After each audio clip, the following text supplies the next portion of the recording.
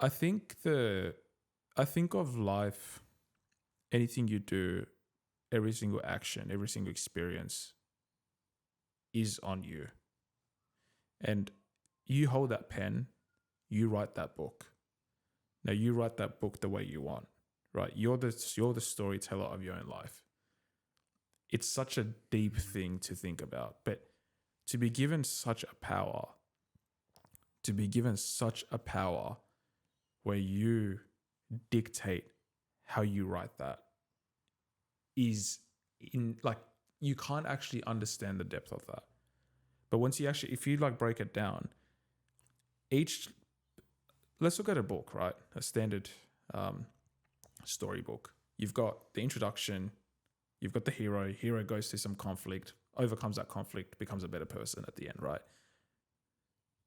That's not how life actually is, because conflict and bad times will always exist as you go on. It's something that will always continue. You're going to go through the ups and downs with life. And so I think of life as chapters. At each point, at whatever you do, there's different chapters. Now, your chapter could be a day old if you want. You could have 1,000 chapters. One day could be a chapter. An event could be a chapter. Significant events could be a chapter. 10 years of your life could be a chapter, however you want, right? But it's such a powerful thing that you hold the pen and you write the way you want. And the way you write is dictated by your experiences, what you go through, your perspective, self-reflecting moments. How empathetic are you towards yourself? If you're in a bad mindset, you're not empathetic, you're not self-reflecting, you're not going to write good things. If you're self-reflecting, you're empathetic to yourself, you have a bit of perspective, you're going to write great things about yourself. And you're going to write great things that you've done. Great things are not making $1 million and becoming the greatest person ever. That's not what greatness is. It's staying true to your discipline, consistency, putting in the work where you've had to, and having good values is what defines greatness. Now, whether you're a cleaner, a rail worker, a corporate giant, a lawyer, doctor, whatever you are, you can be great. You can be great at any point. So the point I'm trying to make is, how do you want your future chapters to look? Do you want it to be all negative, that you are responsible for your own thing and you weren't able to do anything? Or do you want your future chapters to be full of, the good things that you could do, but also face the bad things? But another important thing is being able to go back and read those chapters and reflect from those chapters, because that's your experiences. So everything that you've done up to this point will lead up to something else in the future. And when you go back when you go forward in the future and you look back to this moment, you will say to yourself, "Wow, that happened for a reason. This happened for a reason. This is how it happened. This is what I was capable of."